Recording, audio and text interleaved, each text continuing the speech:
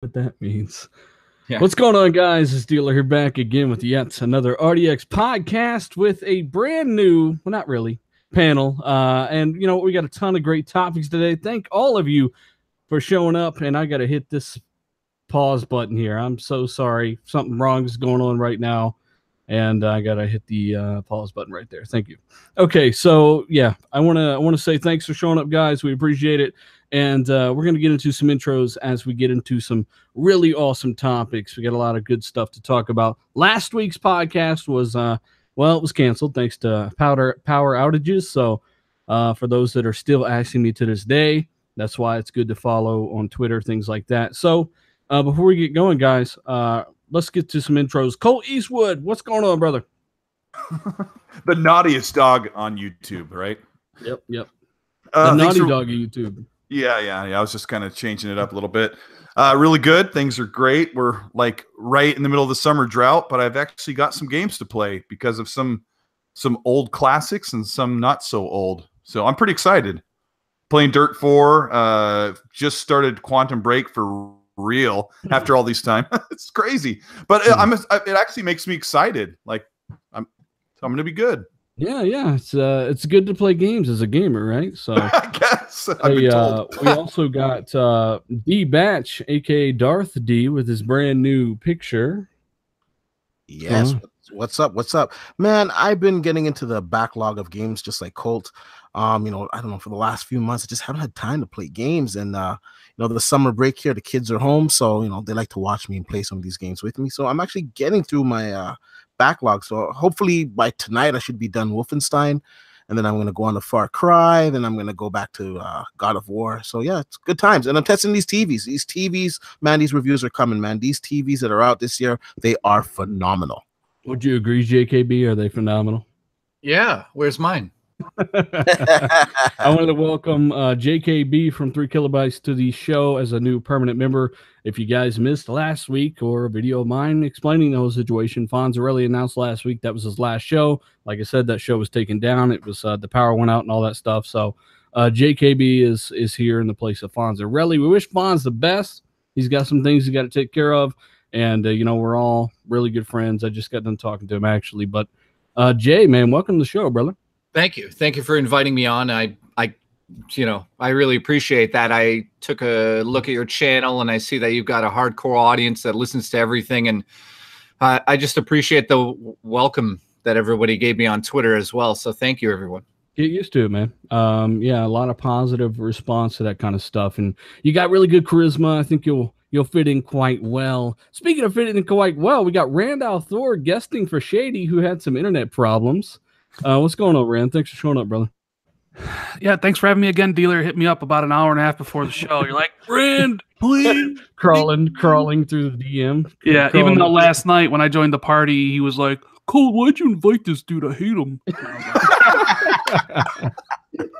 Well, hey, we do want to thank you for showing up as you usually do, man. This is a long-ass intro, but like I said, we were gone a little bit last week, so we got a little bit to explain here. But what doesn't need any explaining is the RDX podcast sponsors.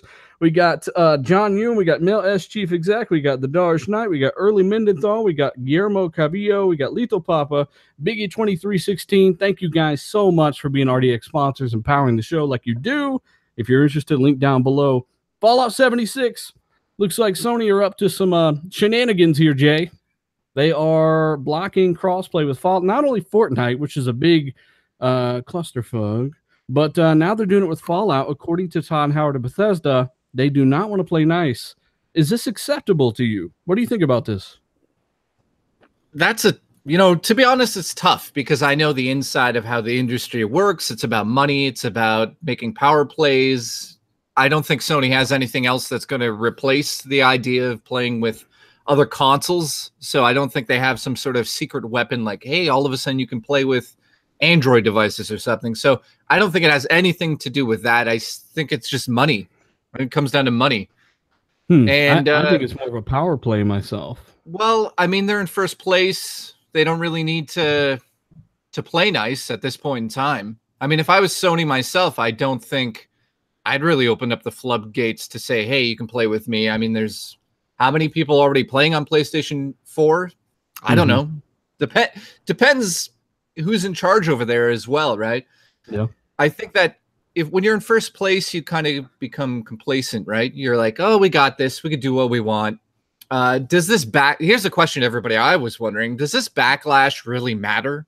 Like, do you think people are going out there to say, oh my God, Sony's not letting crossplay happen. Let's just sell our systems and go get an Xbox. I don't think anybody's really. What do you think?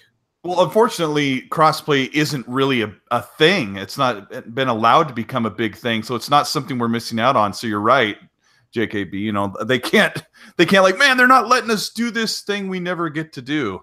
Like, imagine how awesome that would be to. I have friends that play on PlayStation that won't buy an Xbox for obvious reasons, and I can't like jump into a game with them or run around with them or find them in the world in an open world game like that. I mean, that's where gaming needs to go. Okay, well, let me go the opposite direction and look at it from just a pure consumer standpoint. I do not get paid when Sony sells a console. I do not get paid when Sony, do any of the bullshit they do. I don't make any money off of it. I'm a consumer. Would I say that more options are good? Yes, I would. Would crossplay benefit people, especially in games like Project Cars with diminishing communities? You know, you can't find a race. There's only 3 fucking people in the game, right? Something like Zombie Army Trilogy before it hit Game Pass was all but barren. Crossplay would have helped that significantly.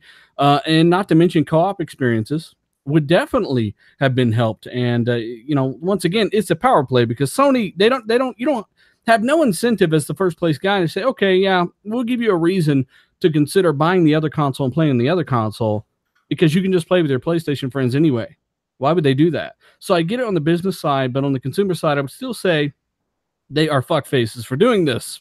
And I'd like to know what the chat think about this as we go along, because that's kind of the way I see it. D, what do you think about this?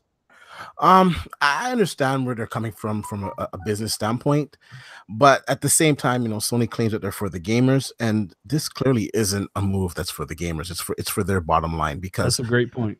If it was for the gamers, this is something that would move gaming forward. I think this would. I think they would sell more games from this, just to the fact that some of my friends like yours are on the PlayStation and they don't have an Xbox, and they would say, okay, you know what, we can cross play. So okay, we'll grab this game, you grab this game, and we'll link up and we'll go in the game. We'll go at it, or just for the competition to say, yeah, I'm an Xbox guy. You PlayStation guys, you guys suck at shooters. Let's get it. It just opens up a different avenue in gaming, and Sony's holding that back. So. Business wise, okay, I understand, but for pushing gaming forward, nah, they're not. Yeah, for now it. Top Dog in the chat there says that he cross plays with PC people on one of his games with VR on PSVR, and if not for that, Top Dog, there's only fucking 12 people that have PSVR, right? So you would never be able to play that game that you like so much online if not for crossplay, and that's what I'm getting by connecting these smaller communities, right? Rand, yeah. I want Rand to go ahead and speak on this real quick because I don't want to stay on this too long. The crossplay thing has dug its heels into all of our backs over the past 2 weeks. But Rand, give us your thoughts on this to kind of sum it up as we move on. I mean, I think everybody's already said exactly what needs to be said. From a consumer standpoint, it's kind of shitty that Sony's not allowing it. But on the business side, we all understand why. They don't like. Why would they want to do it? It doesn't help them whatsoever, and they're in a position where they can call other out bluffs from other developers. Like if Todd Howard really wanted Fallout 76 to be crossplay, he could just be like, well, if you don't do it, it's going to be Xbox and PC exclusive. But Sony knows that all these developers need them more than, the other way around. So they're in the driver's seat. There needs to be, they probably are looking at the analytical data, seeing if it will impact their business, maybe for next generation. And I'm not even really sure it's crossplay that's the issue. Maybe it's cross progression. That seemed like the bigger issue with Fortnite. The fact that like your stats and what you buy were locked to the PlayStation if you ever kind of linked your account. You know what I mean? Yeah. Like the fact that Sony has ownership of that is kind of wrong in my opinion. You know what I mean? I think that's the bigger issue because, quite frankly, I don't really think the general public cares too much about crossplay. You know what I mean? I think it's just kind of a talking point that developers use now to try to force Sony to change. You know what? No, a lot of people didn't care about 60 frames until they got it. You know, it's hard to care about something until you get it. And I will say that for one, to get a shout out to almost 300 people watch this live already, guys. Hit that like button if you're here. We appreciate it. Maybe share this bitch on Twitter. I do got a question from Biggie 2316 that's perfect for this. What you're saying just now. He says, with crossplay and progression being a bigger issue, not with just gamers, but developers as well, do you think developers can or should use this leverage basically to say, hey, support cross-gen and cross-progression, or we're not bringing our game to your console? Do you think they should be able to do that, or do you think they can do that, Rand? I mean, I'm sure I would love to see it, but like I said, like Sony is in the driver's seat. They can call everybody's bluff. Somebody like Todd Howard would be like, we're not putting it on your system, but what are they going to do? Lose out on millions of sales? Lose out on the developmental cost of Fallout 76? They know it's going to sell the majority of copies on the PlayStation. So like Sony would call everybody's bluff on that, you know? And that's kind of the way it is. They're just so dominant at this point in time. Now things can change. Next generation, maybe things get closer. Maybe the analytical data comes out because, like Colt said, crossplay is really not that much of a thing. So there's maybe not a lot of data points for people to look at. Maybe Sony realizes, you know what? We'll take a PR win here for next gen. We'll open up crossplay, and they still win. I mean, who knows what the future holds? I do think they'll loosen up on the cross progression stuff and not do direct crossplay with Xbox or Nintendo, though. Yeah, go ahead, Jay. Well, I was just going to say, one of the important things nobody's bringing up in this whole argument, not just us on the podcast, but I mean, in general, nobody's talking about the fact that data and in terms of like what people are buying is worth a lot of money to a lot of companies to figure out, oh, the people are spending the money on these, these extras in this game.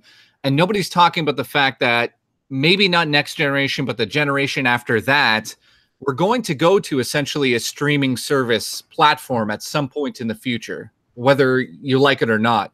And the fact with Google coming in saying we're going to make our own system, Google's gigantic. If they feel like they want to come in there and Todd Howard says, let's put Fallout on there as well, streaming, they're going to get customers regardless where it is. It's just going to happen.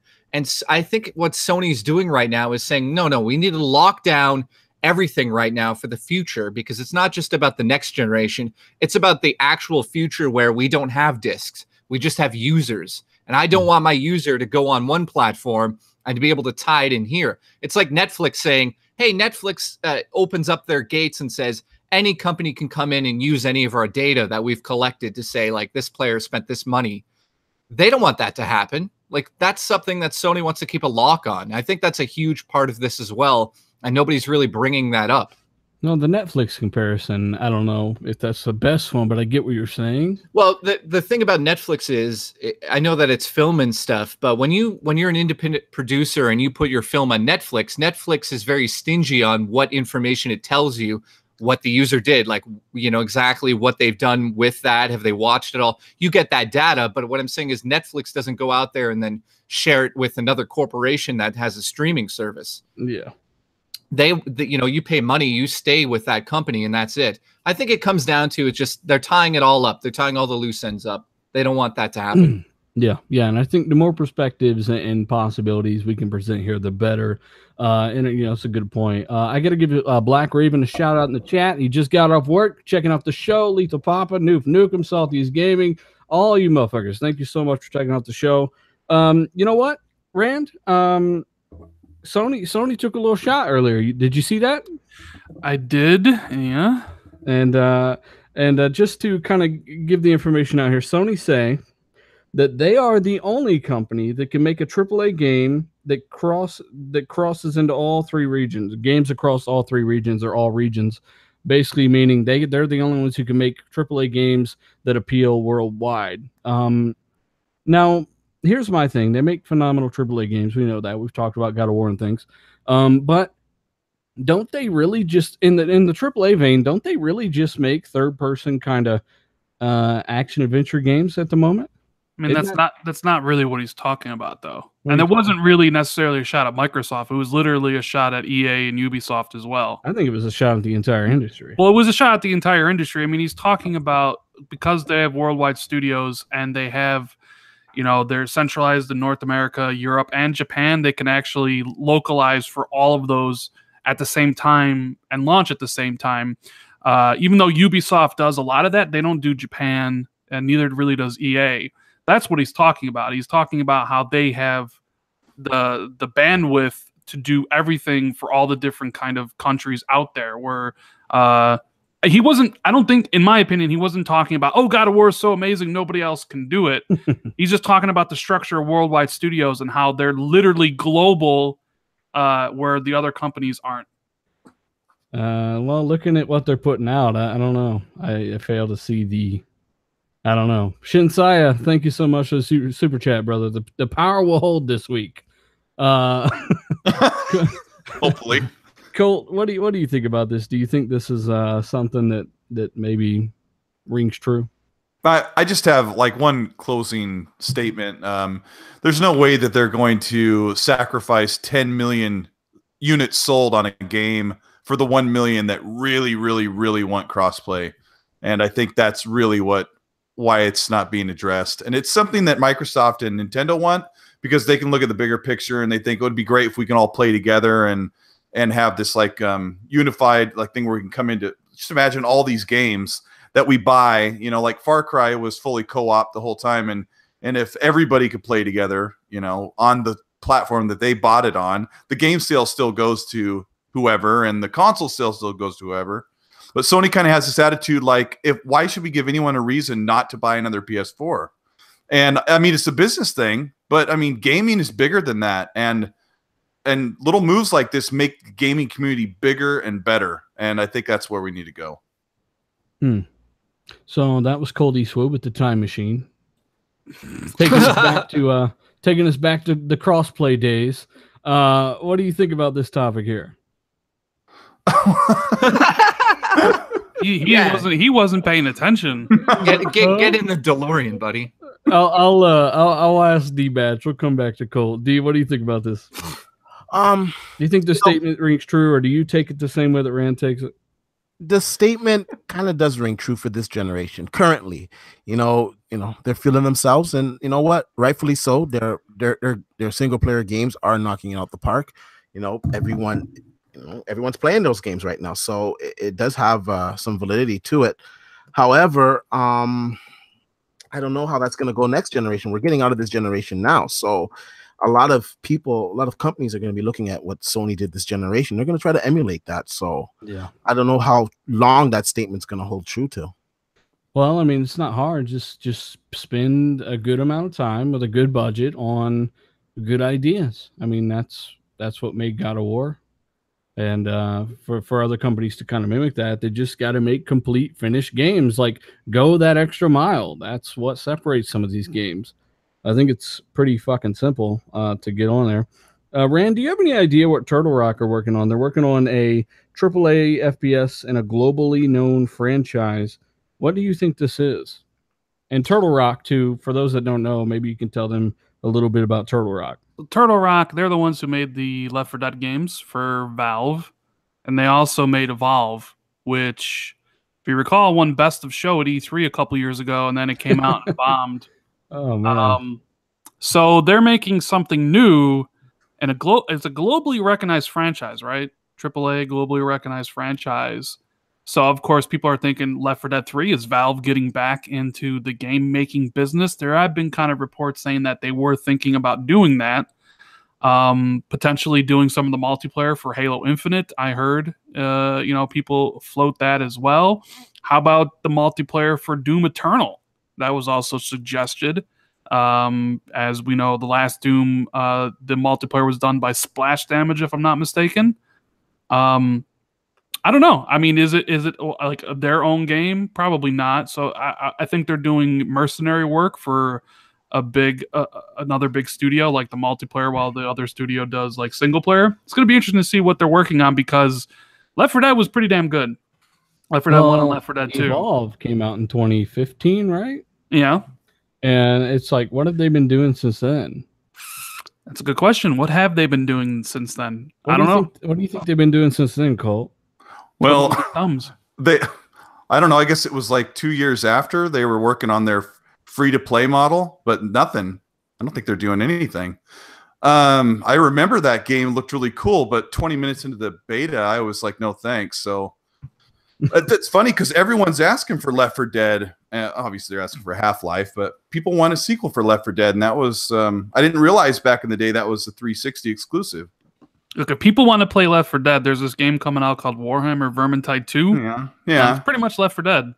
Yeah, it's a Left 4 Dead clone with like more melee-focused medieval combat.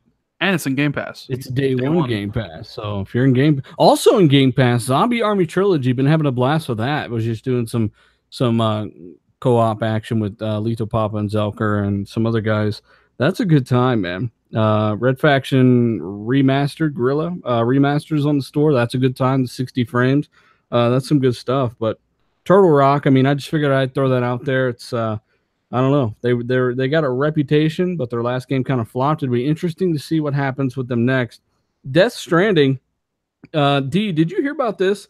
Alana Pierce has a contact in the industry. She says that this well-known developer has actually played Death Stranding, and they did not like it at all. Did you hear anything about this? No, I didn't. But from the footage that we saw at E3, if it's like anything you think, some type of walking simulator or I said in the comments of that video that there's probably a lot more to it. If it's anything like UPS training, if it's anything like Dealer's Video, I want that game day one.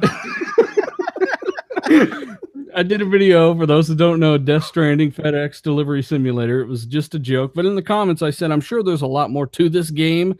But as of right now, I am more curious than ever because it shows the guy just delivering things over and over. He even says it in the trailer, I deliver, that's all I do. And then we proceed to see him delivering a bunch of stuff, even dead bodies that are alive.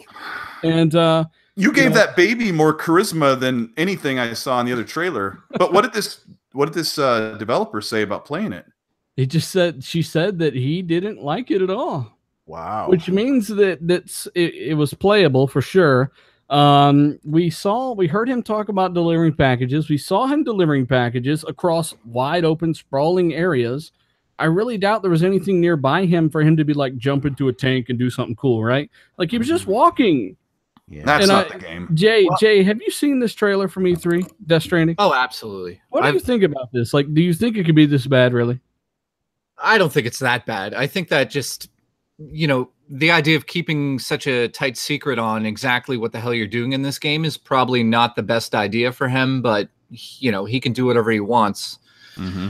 So, for me personally, if it is really a hide-and-seek game where you have to hide from those sort of ghost-like figures, then, it kind of plays into his past. Hide and seek. That's what he's really good at. So I don't know why he would go in a different direction than that. And I think a lot of the fans also are probably pretty excited if it is some sort of, hide and seek game, because again, he's good at that. You think? Think they're excited? I think most people are just. Yeah, I think they are. Well, I think a lot of people are making fun of it because it's easy to make fun of, right? It's basically built up to make fun of on purpose. He's not a stupid person. He understands the hype that it can create when you essentially show nothing and just show weird shit. Yep. Like look who his best friend is, right? Yeah. The director of Pan's Labyrinth, the guy that also is Guillermo del Toro. Also batshit crazy. He's learning his lessons from these filmmakers. He knows what he's doing. So what? You make a movie where a fish fucks a chick. Like, it's not a big deal. Well, yeah, Jeez. but and then it also wins an Academy Award for Best Picture of the Year. We're talking about The Shape of Water, for those that don't know. Yes, there's some Rand's favorite part. There's some fish-human action going on there. I love that. I love it all. Yeah, I mean, it was interesting. It was interesting. Colt's favorite part, too. So you think that there's a lot more to this game than what they're showing? It's just essentially a marketing ploy as usual. It's just, he knows. He's like, show the weird shit. People are going to start making a big deal out of it, talking about it. There's got to be more than that. Like, if the game comes out and it's literally you're just walking around as Norman Reedus, then it's another No Man's Sky. It's like, here we go again. There's no way. No way. It won't be. And Kojima kind of got pulled off of his complete project for Metal Gear Solid 5, right? Phantom Pain, like they kind of like pulled him off and took over and finished the game. So that wasn't like a true Kojima game, but people love all of the other stuff he's done. And I mean, we make jokes. I know this game will do some amazing stuff. And I was right there in line with JKB about like this stealth, like you got to sneak around and maybe there's jump scares and I'm sure there's like gun combat in the game. There's got to be. I'm sure it's a third-person shooter at times. I don't know. I think there is gun combat. I think I saw him with a gun. It's just really interesting the way he decided to present that. They show him delivering things in a lot of different ways, even with robots that are carrying more stuff for him to deliver. That's a major part of this game. I hate to say that. I think there's more, but I think that's a major part of this game. And this developer that played it saying he played the game. This is the gameplay mechanics he played. He didn't like it. Well, I'd love to know who that was. We'll never know who that was, but it'd be very interesting to know. Well, I think Alana Pierce said it on a podcast she was on. Apparently, it happened. I don't know. We'll see, I guess. You also have to give somebody like the right vertical slice of a game. It's really important. I could put you in Red Dead Redemption if you've never played it, and I could put you in some random part, and you may not like the game at all. Keep that in mind too. Yeah, but I don't think that's what I'm saying though. Like there's Red Dead, there's a ton of different mechanics. You do a lot of different things. Whereas I think delivering things, as he says in the trailer, is one of the primary mechanics in the game. He's like, oh, geez. Rand, do you think that delivering things, as it says in the trailers, is one of the primary mechanics in the game? I think it'll at least be in the beginning where it sets up like the character and the story and what you're doing, and then it'll probably change after that. The thing is, I think they're being purposefully obtuse about the game because it's still so far away. Like, I still think this game is 2020 at the earliest. And so they got to show it every single year. And to keep the hype going, or at least the mystery, they constantly release these trailers with, people going frame by frame trying to figure out the meaning. And, finally we get gameplay, but it's not really what you think. It's a walking simulator. And next year we'll get something else. And then finally in 2020, we'll realize what it is. You know what I mean? Like they're purposefully doing this, and I can't stand it because I wanted to, I like Kojima's work. I'm really interested in the title, but they keep on doing this, and they're pissing me off now. Like at this point, I don't care about Death Stranding. I don't care until I actually see what the game looks like with the HUD, and you're telling me what I'm doing. Like you're doing this, and it's pissing me off. And it's not running on like PC or something. I just realized, sorry, go ahead. I don't really care if it's running on PC and not a PlayStation. I'm just saying, what is the game about? What is the story? How are the gameplay elements interconnected? What do you actually do? You've shown this game off every single year for the past 3 years, 2016, 2017, and 2018. We've had 3 or 4 trailers, and they're all as confusing as the next. Nobody else could get away with this. They're not getting away with it either. No, they are getting away with it because people ball wash Kojima. Jeff Keighley goes down in the news every single night. They Kojima. He's an enigma wrapped in a puzzle. Rand is fed up with the Kojima ball washing. It's like no other game could get away with this. Nobody else could. What's crazy about all of this is, and I don't care bringing this up, but the fact is Kojima is a complete asshole. And that's the best part about this is so many people in the industry kiss his ass and all this stuff, but I've got tons of people that have worked with him that I know personally. He's a complete asshole in real life. And I'm so amazed in this industry, this day and age, that this isn't out there. He's a pimp, Jay. He's a pimp. Okay. Well, I guess what it is just if you make art, then it can be overlooked. An artiste, Jay. You're allowed to be a little. The other thing is, nobody ever questioned if he got fired or why that whole meltdown happened. It's always just the one-sided, because he wasn't taking any bullshit from Konami. I would take Kojima's side 1,000 times over any Konami. I mean, after what I've heard, I would definitely not take that side at all. Konami is notoriously those guys are scum, and I don't know, maybe he is too. But at the end of the day, he does command an audience. I don't know what this game's going to be about. As I said in the comments of that video, I think there's a lot more to it. I'm more curious, though. It is easy to poke fun at. And I do got to give a shout out real quick to almost 500 people watching this live, guys. Hit that like button. We appreciate you guys so much. We're trying to do the best we can with the topics we got, and unfortunately, Kojima is one of them because the developer, for those that are just joining, has played Death Stranding, and they didn't like what they played. So that's kind of what led into all this. It's interesting. D, you got anything to add to this real quick? And D's gone. I was just going to add that at least Konami has brought David Hayter back as Solid Snake. I mean, that's showing a little respect after the way he was treated by Kojima. Yeah. Poor guy. Yeah. Who thought that was a good reason? Sorry, I was going to just say he was devastated because just before that happened, he's in my basement talking to me, and he said, "Can we not talk about the Solid Snake thing?" And I said, "Well, yeah, to be honest, I'm not really a big fan of Metal Gear." And he was like, "Okay, good." And then I was like, "Well, man, like this, it sounds like it's worse than it, everyone's letting on." And he's like, "Oh, I don't even want to get into it." Yeah. Doesn't it piss you off that he replaced David for Keith or Sutherland for 5? And the dude never really even talked during the game. Well, it's just ridiculous. It's again, David didn't like wearing pants to work. What can you do? Yeah. Well, the good news is he wore pants in my basement. Oh, gosh, that's the best thing that was kind of counterproductive, wasn't it, Jay? Anyway, Metro Exodus. Those developers continue to harp on the Xbox One X, talking about how it's doing native 4K resolutions. Oh, that's stupid X. Now they're saying it's doing things that no other console can possibly do, so that they're implying maybe some 4K assets and textures, which make a big difference. It's one of the reasons Vermintide 2,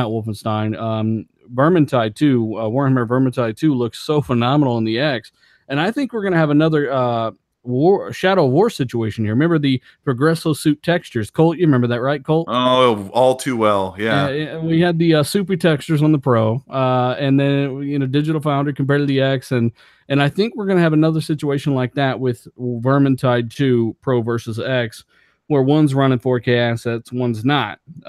So that's good on those guys. They're getting the most out of the platforms they can get out of. Halo coming to TV, coming to Showtime, actually.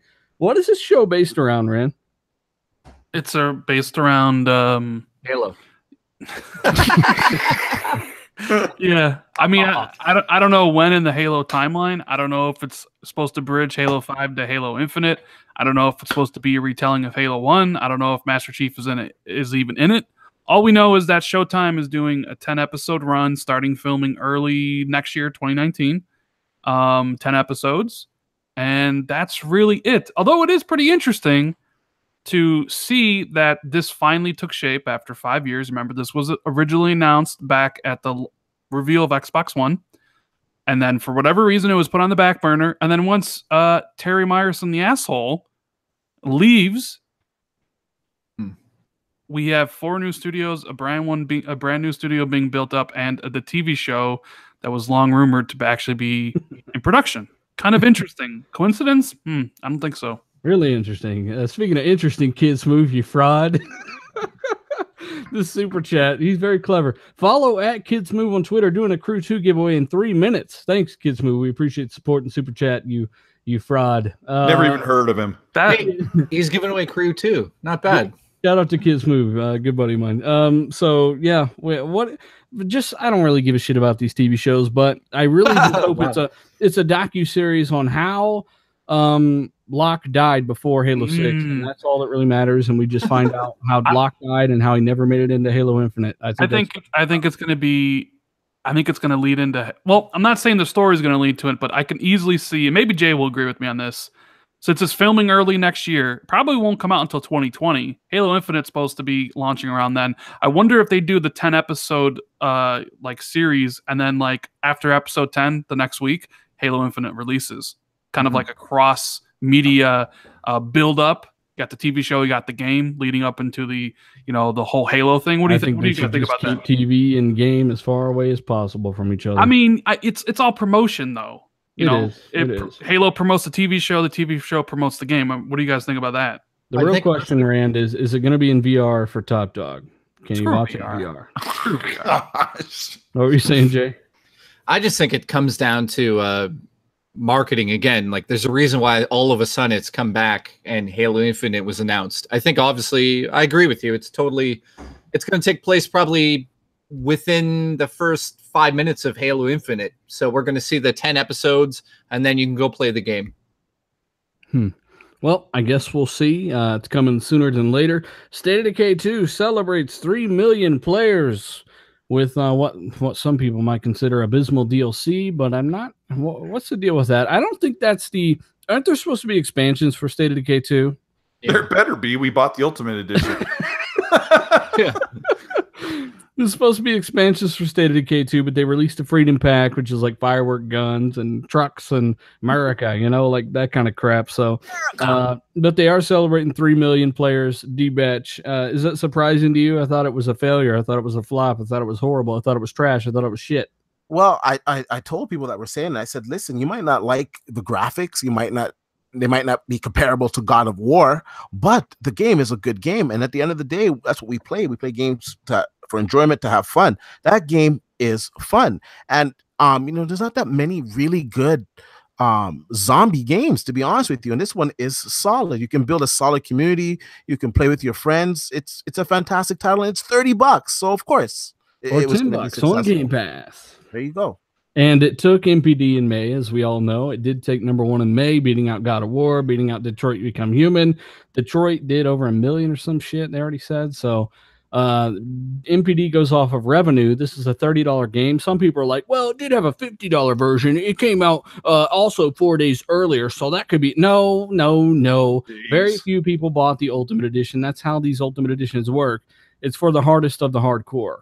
And I mean, that would be saying a lot if a lot of people bought the Ultimate Edition. Well, like if it's like anything like all the other Ultimate Editions, like those are not even close to what pushes the game. So, I mean, the Ultimate Edition was there just like every other Microsoft game. And you'll start seeing on the Sony side too. Ubisoft has started doing it. They're all going to start doing it. They're going to start giving you a couple days head start. You want to play it a little earlier. I can tell you what happened with the success of that game, or supposed success. I had a lot of people tell me that they had no interest in playing State of Decay 2. And then once they played it, they were like hooked. So many people said, I'm so addicted. Like, I can't stop playing it. It's so great. I didn't think it was going to be this good. And I just said a lot of people just kind of came out of nowhere and it won them over, I guess. Yeah. I got like 60 hours into it in no time. Yeah, and we're not done either. I'm on the second map. I mean, I'll come back to it, but it's just going to be one of those games that I'm going to play over the next couple of years, which is what they want, really. Rand, what are your thoughts on this as I go let my cat outside? I'll be back. You're going to let your cat outside, huh? Yep. That's a euphemism, by the way. I was going to say, is that something I don't know about yet? I know, right? State of Decay 2. It seems like it's very popular. It's actually getting users faster than Sea of Thieves did. I think Sea of Thieves, did 4 million in, 3 months? State of Decay's done 3 million in a month. Although if I were you and Colt, I'd be worried about what came with the Ultimate Edition, because I think it came with 2 packs and you already got one of them. So yeah, those expansions may not be included in the Ultimate Edition. And we've had that conversation before in party chat. Like, if you're going to name something the Ultimate Edition, you better make sure it comes with literally everything the game has to offer for the future. You know what I mean? I'm pretty sure the expansion does come in there because it said 2 packs. It comes with 2 packs.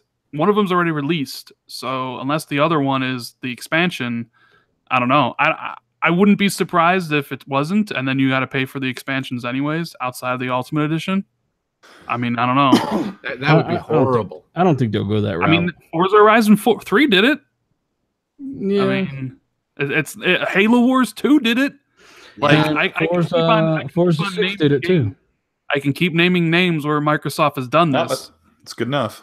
Yeah, I think they're going a different route this year, though. Like they've said with Forza Horizon 4, they got the expansions included in the Ultimate Edition. Mm-hmm. I think with State of Decay, it's going to be the same thing, because they've already talked about the bigger expansion. They didn't give the name of, but they said there's some really cool stuff in there. We'll see if that's true, but it's either they're going to have 2 shit fucking packs, or they're going to have nothing else after this next pack. Like, it's going to be shit, or it's going to be 1 shit, 1 good, and then nothing else. You know what I'm saying? I don't think they're going to offer anything outside of the fact that Ultimate Edition owners will get it for free. But if they do, so I mean, that's not good. Here's what it says. State of Decay 2 Ultimate Edition includes State of Decay Year 1 Survival Edition, right? Independence Pack, which just came out, and Daybreak Pack, which is yet to be released. That's it. And it says add-on packs available as released, blah, blah, blah, blah, blah. So yeah, there's only one more pack that comes. I mean, when it says Daybreak Pack, that doesn't strike me as an expansion. Well, if that's the case, yeah, that's trash. Yeah. If it's not some kind of expansion or new game mode or something. But I mean, I think the game's doing pretty well. I think it's exceeding expectations, so much so that Microsoft bought Undead Labs, probably working on State of Decay 3 as a open, like a shared zombie game. Like probably State of Decay 3 is going to be what 2 should have been, like a full AAA game. Now that they're brought into the fold of Microsoft. So I think the potential of the franchise is very bright. I mean, what it shows with 2's success is that people really like the franchise despite the flaws it does have, despite the middling reviews, that people are just like, hey man, like this is my type of game, I'm gonna play it. So I'm just looking for like a better game. Like I want to jump from like State of Decay 2 to State of Decay 3, like Uncharted 1 to Uncharted 2 or Mass Effect 1 to Mass Effect 2. I think like the jump needs to be bigger. The jump needs to be bigger. I think they need to go more realistic art style. And what'd they say? What'd they say, dealer? What did Undead Labs say about that? And now they've got Microsoft backing them, remember? Jeez, it sounds like Colt's going to kill us. I know. What did they say? What did they say? Let me get this belt off. You better fucking tell this audience what they said. I'm coming down there. I'm not coming down there again. I thought I was in trouble. I was like, God, I don't fucking remember. Jesus. You see the other way around, dealers yelling at me. No, I thought you would just reiterate that, they said that they've got Microsoft backing them this time. And someone says, calm down, Cole. Jesus. Get this guy a Anybody who knows me, like I'm like the very last person to ever be like mean or a bully, but well, he hates some wildlife, notably beavers. That's about it. So go ahead. They said now that they've got Microsoft backing them, that the sky's the limit. They're just going to put a bunch of money into it, and they're really going to crank it up. Probably and double, triple, quadruple. I mean, we saw double. We saw double from the first game, and I know a lot of people were, they were critical of the looks of State of Decay 2, but you put side by side, like Dealer, you did that side by side video. It does look 2 times better, and hopefully 3 times better or 4 times better than the first one. Will look really great. According to some frauds. Yeah, I know. But also Sony, Microsoft can toss in all of these extra utilities, right? They can be like, oh, here's a new engine from that other studio we own, or here's a team that did this, so you guys can now learn from them. I don't think Undead necessarily had all those tools for part 2, and I think part 3 will be next gen for sure. Yeah, for sure. D, what the fuck you over there playing Crew 2 at 60 frames per second on the X? What are you doing? 4K. What are you doing over there, bud? You speak the fuck up. What do you think about this? Here's a question: which computer are you on right now? Number 1, 2, 3, or 5? Number 1. What are your thoughts? 3 million players on a piece of shit, right? Well, I mean, how's that possible? It's a good game. It's a good game. End of story. It's a good game. And now that they have the backing of Microsoft, I'm with you. They need to have more realistic graphics, and I think they will. I think the next game will look fantastic. And what I think was JKB was saying it, how they're going to share their assets between studios. Microsoft studios are known to do that. Playground and the other studio, I forget the name right now, sorry, from Forza, they shared the assets for Forza Horizon and Forza Horizon 3. Some other developers and other studios have helped out with Halo, different parts. So now they have this huge catalog, or not catalog, this huge resource that they can dip into. And I think their next game is going to be fantastic. I'm excited. Microsoft knows that they got to bang out these games. They're investing the money, and they know they got to get talented developers. I see all these Playground Studios hiring all kinds of people from 2K went over there. People from Rockstar went over there. So they're getting the best of the best over there. And next gen, I'm excited. Some of these studios have more than one team too. So I mean, you never know what's happening. Phil Spencer apparently is already talking about Ninja Theory's next project, saying that this looks pretty insane. Their next project's already really looking interesting. So it's good news, guys. State of Decay. If you haven't tried it, give it a whack. It's in Game Pass. It's $29.99 if you want to check it out. Who knows what that Daybreak pack will be, but I hope it's an expansion or at least something more familiar to how the first game did add-ons. That would be nice. There's no reason for them not to do so. The game is beating these other games in MPD. It's pretty funny. So Game Pass is just being a better and better deal. This month you got Dirt 4, Zombie Army Trilogy, you got Vermintide 2 coming. I mean, it's just getting better and better and better, and I think it's starting to pick up. I mean, a lot of people expected the biggest new AAAs to be in there day one. I don't know what kind of crack they're smoking, but at the end of the day, games like Vermintide 2 and stuff coming there day one, that is an improvement. Ashen's going to be there day one. It's only a matter of time before we have bigger games in there day one, don't you think, Cole? Oh, yeah. Yeah. I mean, it's already getting like, I don't know, like you own almost every game, but I think it's almost getting like, why not? Why not just pay for it? Like, there's so many cool things. It's $10. Why not? It's just $10. Well, this sounds funny, but I played Dirt 4 quite a bit on PC last year. That's where I bought it. And I downloaded it with Game Pass, and I'm like, oh, I'll mess around with it on Xbox. And I ended up putting like 4 or 5 hours into it. Already got like 11 achievements, and it runs 60 frames. It's a little chunky because it's not enhanced, but it runs a solid frame rate, and it's fun. Mm-hmm. And it's just one of those things. Like, would I be playing this game? Would I be having a smile on my face? Jesus, man. You really did take some bumps today, huh? No, the other day I showed Dealer a video of a guy who does car noises with his mouth. So anyway, it's kind of cool. I mean, somebody Neverland says Dirt 4 is awful. Yeah, it's one of the worst in the series. But like I said, Dirt 4 is just Dirt Rally, and Dirt Rally was trash. So yeah, I mean, where's Dirt 2? If you guys are wondering, like Dirt 2 is one of the victims of licensing, and that's one of the reasons why it's not back in pat. It's not even on Steam. It's just one of those hurdles, and that's why a lot of games don't come to back and pat. Hey, if you want that more traditional Dirt feel with better physics than I think Dirt has ever had, more rallycross, more kind of interesting circuit-based tracks, try Gravel. I picked up Gravel on sale, and the physics of that game held up. It's enhanced. It's got HDR. It looked phenomenal on the OLED. 60 frames. I mean, it was a good time. But Rand, I know you did a video on this, so I want you to lead on this one. Sunset Overdrive 2 and Bloodborne 2 leaked, right? Yeah, and Splinter Cell. Yeah. What the hell's going on? Amazon Italy. They want to take the crown from Walmart Canada. Yeah. Apparently.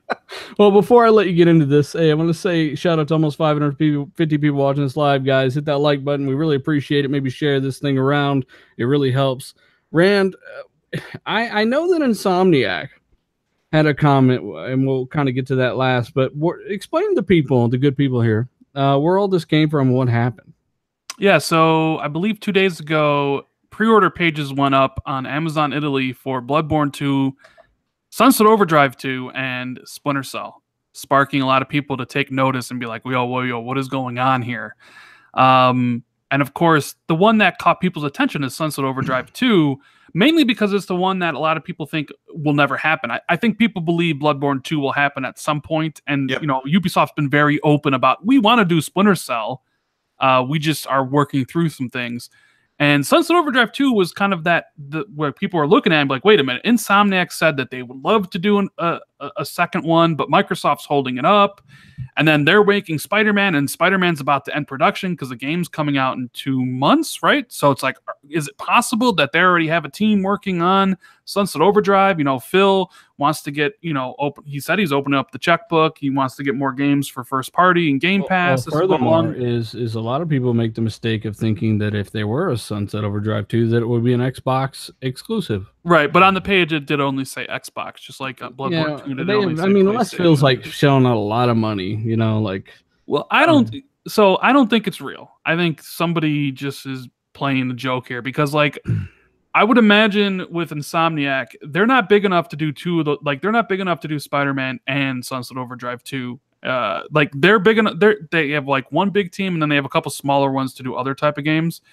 I would imagine that we all here think that Spider-Man is going to be a huge success for them, right? Like for Sony and for Insomniac. I would bet that Sony immediately signs them, if they haven't already, to do Spider-Man 2 for next gen. Which, if that's the case, then there's really they don't have the bandwidth or the personnel to do a Sunset Overdrive 2. Yeah. So I think it's just one of those things that got put up, retail listing. Sometimes those end up being true, but more often than not, sometimes they're not true. Well, so I don't think Sunset Overdrive 2 is happening anytime soon. Not saying it will never happen. It's just I don't think it's happening anytime soon. Yeah, but does it have to happen? Who owns the IP of that? Insomniac. Insomniac owns the IP. Microsoft had a publishing deal for 2 or 3 games with them about it. Is there a way that there's another studio making it? Like Insomniac hired somebody else to make Sunset Overdrive? Essentially it happens all the time. Or Microsoft said, hey, we want to do a part 2. You're busy right now. Let us just hand it over to them. I can't imagine Insomniac letting over one of their IPs to somebody else to do. Can you guys? I mean, can you imagine? I don't know. I just can't think. I just can't imagine. It's happened in the past, but not necessarily to that degree. I mean, Alien Colonial. Oh, I can't even say the word. Colonial Marines was Alien Colonial Marines. Alien Colon Marinas was Gearbox, but it really wasn't Gearbox. You know, true. They owned the license, but they said, "Oh, just hand it over to this garbage company to do it." I mean, I guess it's possible. Like one of their smaller teams could do it, and it would be Sunset Overdrive 2, but not as big as the first game. You know what I mean? Like smaller budget, smaller scope. They got all the assets already, though, so it's not like they got to re-dip into it. All the assets are there. Well, if I was Phil personally, I'd say, how many people do you need to put onto a team here? Because we've got 40 people here that can come over and help you with this, or something can happen here. Microsoft can't afford to go cheap on a game like that. They can't say, "Well, how do we get this done in the bare bones budget possible?" They can't be doing that. Will 16 people work? I mean, I guess it's possible the publishing deal expired and that another publisher came in to do Sunset Overdrive 2. But even still, I really don't see that, because as far as I know, Sunset Overdrive 2 was a sales failure, which is the reason there never was a sequel, because it didn't make anybody any money. It bombed, right? So like 2 million or something. No, less than that. Way less than that, Cole. Come on now. Jeez, really? Yeah, it was like 1.1, I think. Even like less than that. Struggled to even get to approach 1 million. That's crazy. IGN gave it a 9. It was at like a little over 1 million, I think. Yeah, that may have been years after it came out, but when Microsoft was looking to do the other game and considering like how bad it sold, they're like, yeah, no. Plus, there was a time where Microsoft wasn't investing in new projects because of who. Terry Myerson, is that what you mean, Randall? Yeah. So I don't really see this one happening, unfortunately. Not anytime soon. But Bloodborne 2, I think that's real. I think that's a PS5 title. I think that's they're just gonna do like PS5 comes out 2020. That's a probably 2021, 2022 title. Well, here's what Insomniac said, right? If this tweet was real, but they said, "I wouldn't trust it. Amazon Italy is no Walmart Canada." Yeah. Right. That was the Insomniac Twitter profile. Making light of the situation, but not an outright denial. You notice that? That or they're really hyping up this Walmart Canada. You guys have a good Walmart over there, Jay, I guess. I mean, thanks. Walmart Canada got every single game right except for fucking Splinter Cell. The one game I wanted to be true was the one game that wasn't at E3, even though it's on that list. Ubisoft's down the road from me, and from what I understand, I think that they just pulled it from the announcement list. I think it's still hovering out there. I just think that they said, we're going to not show it at E3 at the last moment. Yeah, because from what I hear, they make decisions on the fly at Ubisoft. So they could literally say, okay, here's the trailer going up, and the last second they could show up with a new trailer, and the whole team will be like, what the hell is this? So that can happen with all of the companies there. So I'm not surprised if Splinter Smell was supposed to be there, but then it just got pulled. Splinter Smell. Yeah, smells like Toronto. We'll see how many splinters people get from Splinter Cell. We'll see if it actually exists. We don't know. We hope it's real. There was a leaked name, Splinter Cell Apocalypse. We all know that's not fucking accurate. So I don't know. Cole, what were you gonna say? I was gonna say they had the burping Michael Ironside on Inside Xbox. Oh my gosh, it'd be so great. I met I was good friends with the drug lord, and he really taught me the ropes on how to stab little kids. Excuse me. He goes, like in his interview, Sam Fisher, and it was pretty good. No, he's awesome, and it's like, did you do that for something, for nothing, or what? But they need him back, and well, get your Splinter Cell conviction later on this month from Games with Gold. And oh man, speaking of Games with Gold, whoo, that was a zinger. I'm going to disagree. This month was awful. And what were the games, D? Do you remember? I can't remember. That's how bad they were. Okay, two of them I can't even name, but I tried out Assault Android Cactus last night. It's like a cartoony version of Nex Machina on PS4. It's a twin stick shooter, and it's pretty cool. I would never buy a game like that, but it's like kind of one they give you. What was the other one that you can? The other one, I'm not even to name the other two, so I don't remember what they were. It was something fighter, but I'm really looking forward to owning Splinter Cell Conviction. It's one of my favorite Splinter Cell games. I wish they would have just got Blacklist instead. I think Blacklist is by far the better game. Well, fight me about it. No, I mean, let's do it. No, I do love. Rand, what were the other two that Colt Eatswood can't remember? Rand's gone now. Rand doesn't remember either. First it was D. Now they're saying Virtua Fighter. Virtua Fighter. Fighter Showdown. Thanks, see, that's why it's good to join us live. The chat's always saving us. They just save us so much. Thank you so much. Virtua Fighter. And a lot of people were really disappointed by these games. Myself, as I've always said, they're free.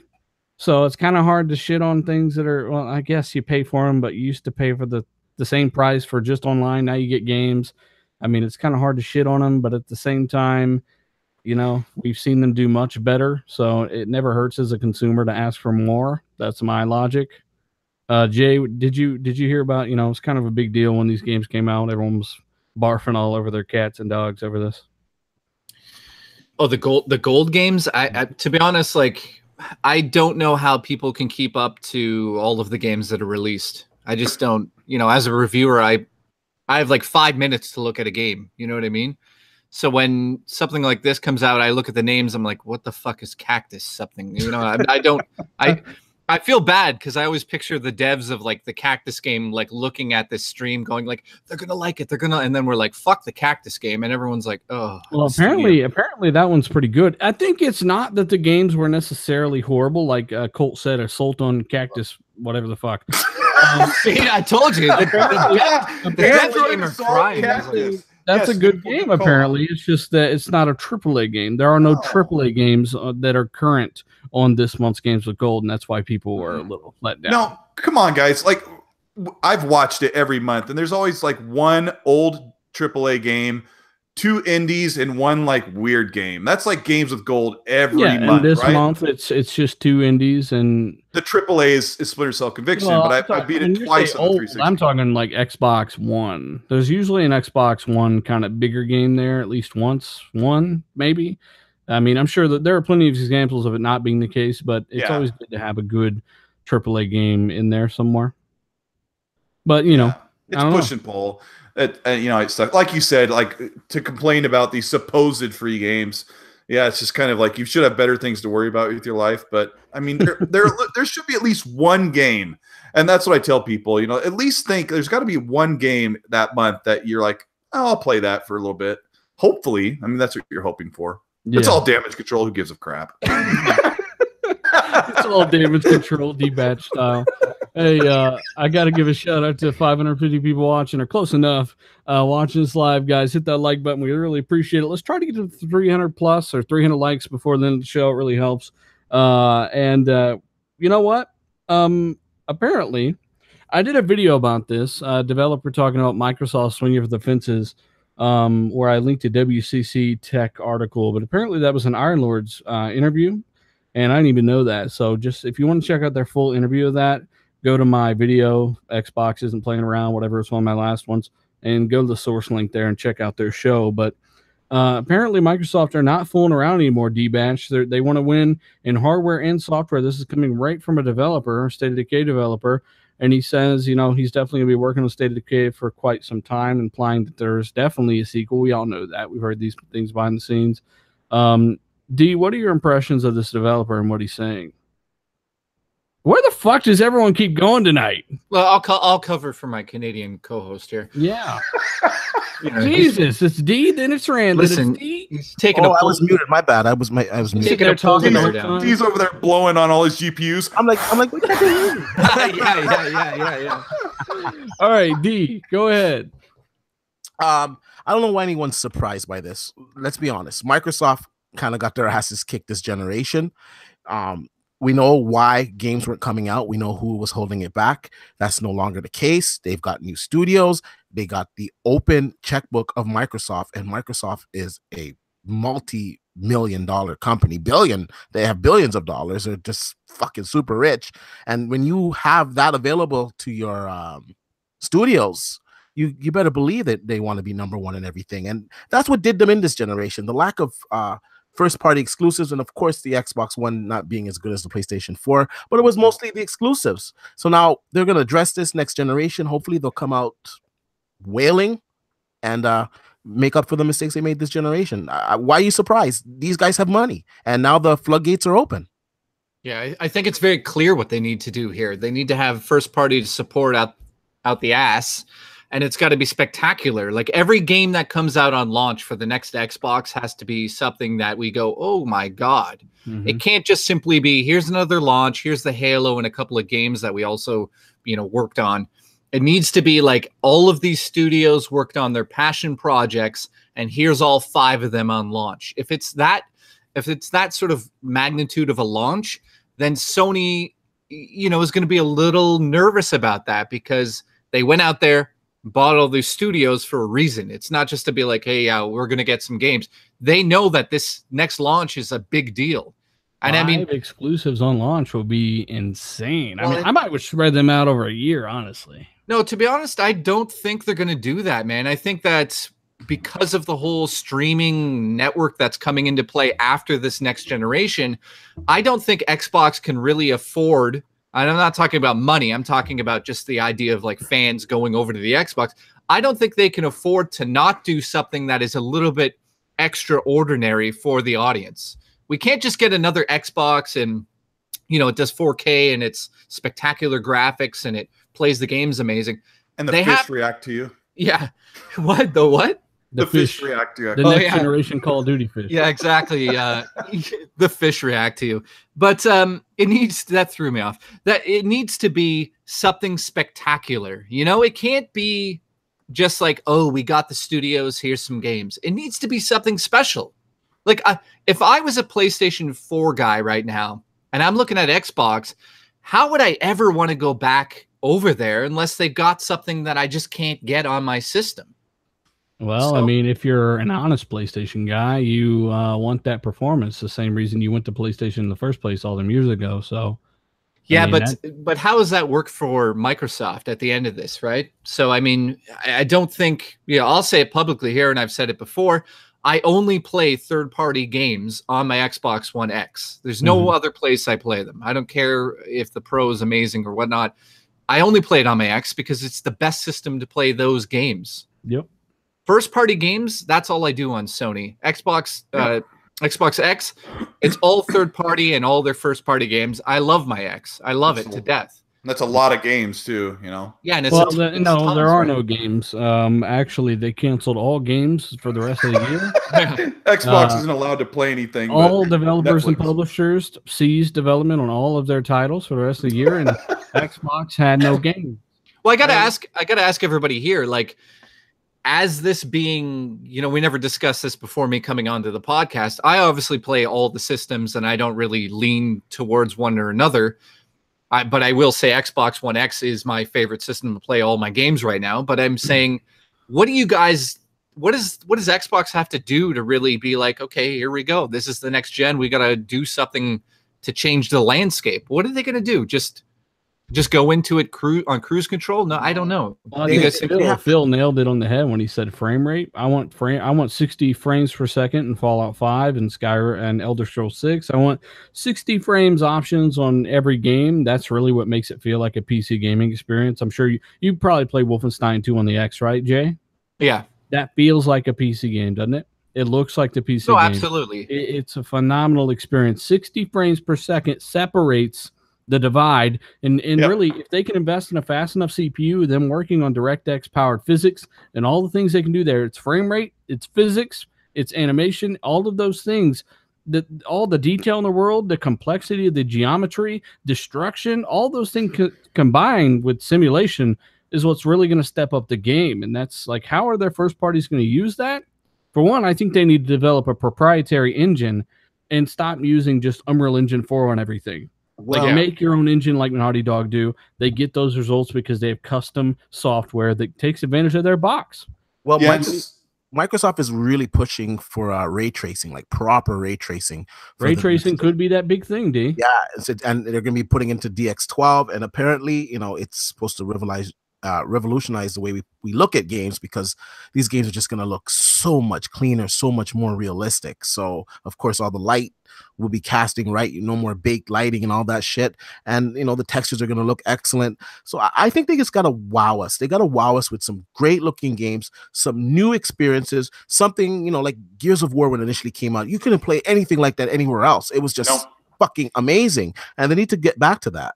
Oh, everybody copied the Gears of War formula for like 8 years solid. Like Gears wasn't the first to do cover base, but I think it was. Well, it was the first to do it right and combine it with that level of goriness and griminess. It just defined the third-person cover shooter, and it was copied for so long. But Microsoft and Sony learned a terrible lesson this generation about the CPU bottleneck.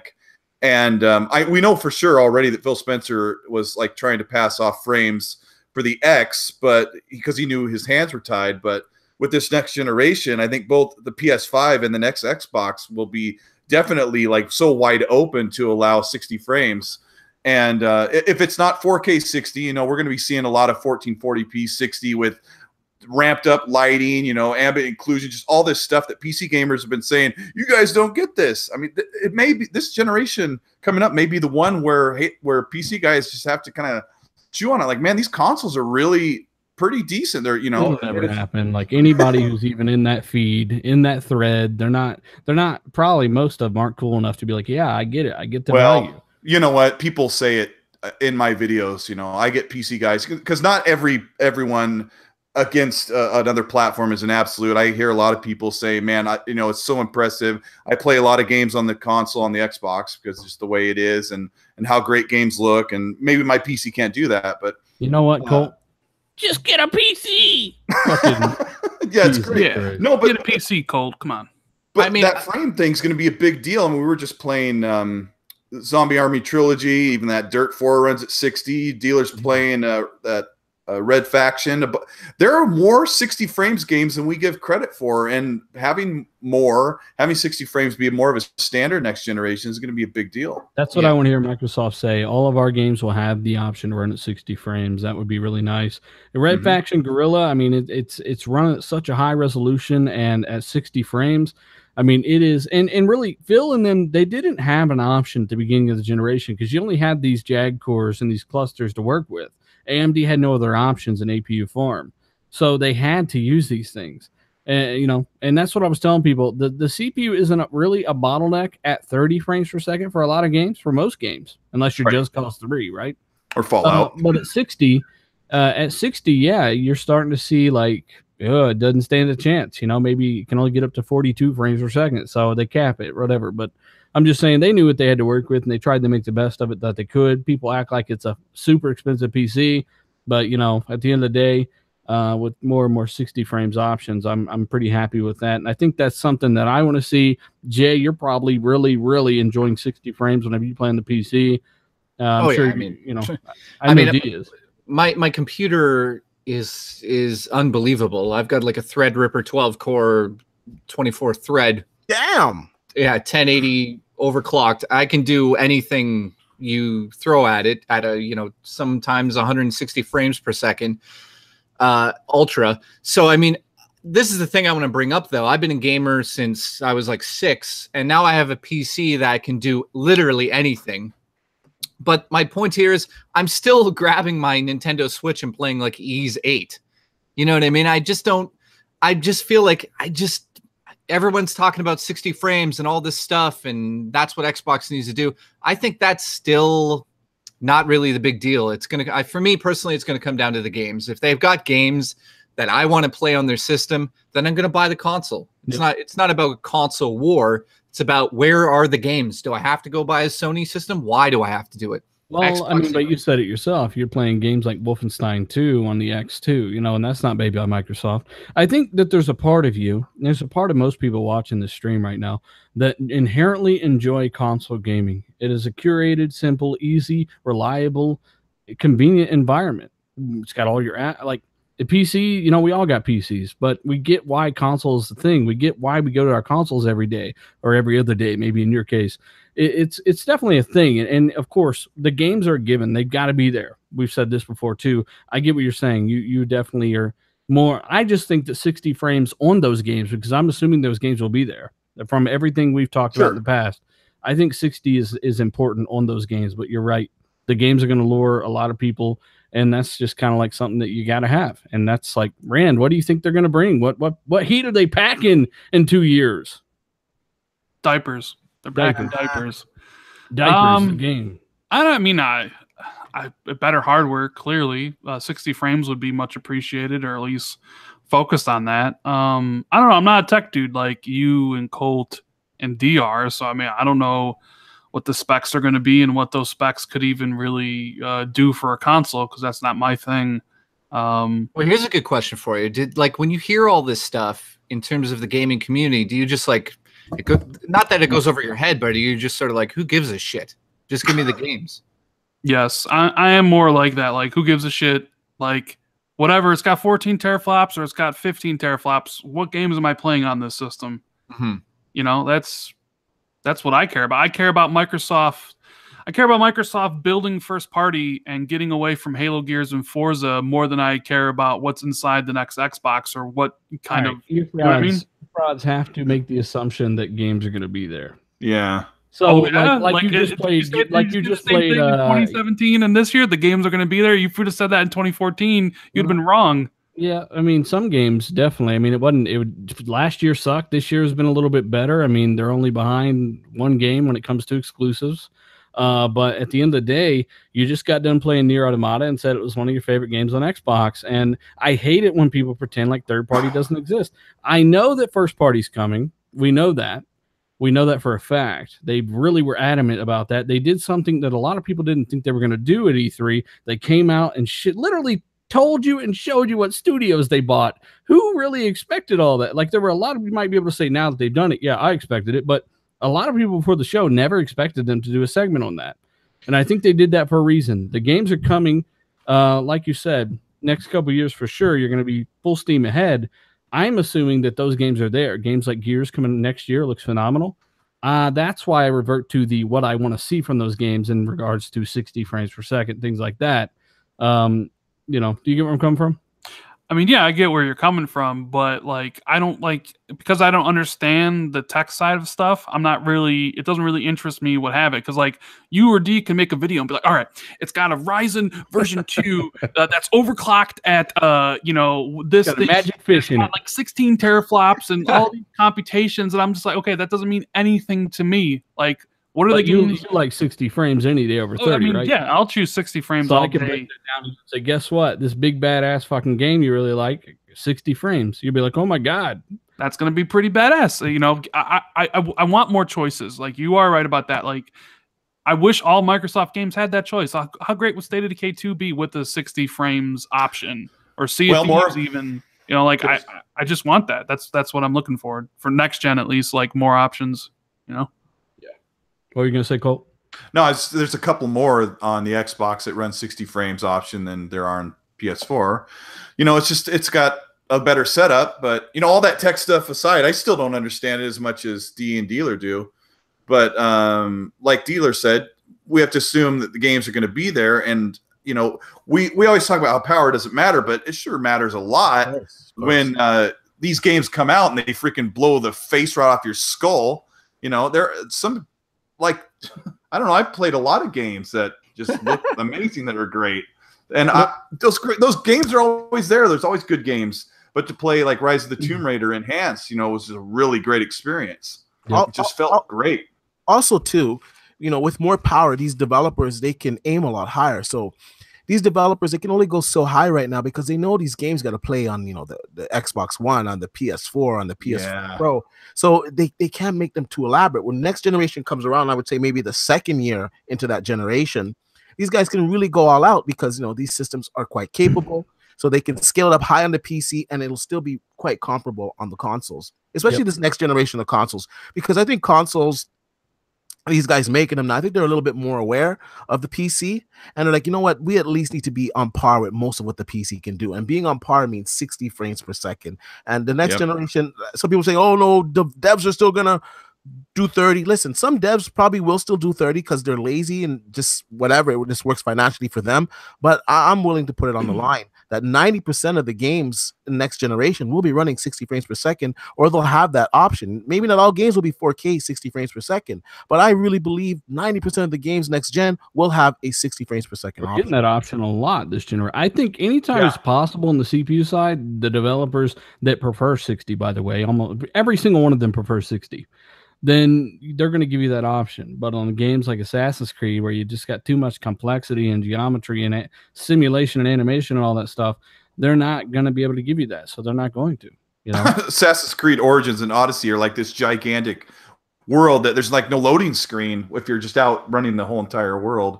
And that's a lot of stuff going on in the games. Eternal Shaddai, shout out to you in the super chat, brother. He wants to know, basically, with all the success that Undead Labs and all that stuff is seeing, would you see, now that they're starting to spend this money, them buying a studio like Insomniac or potentially some other independent studio? Jay, have you thought about that much?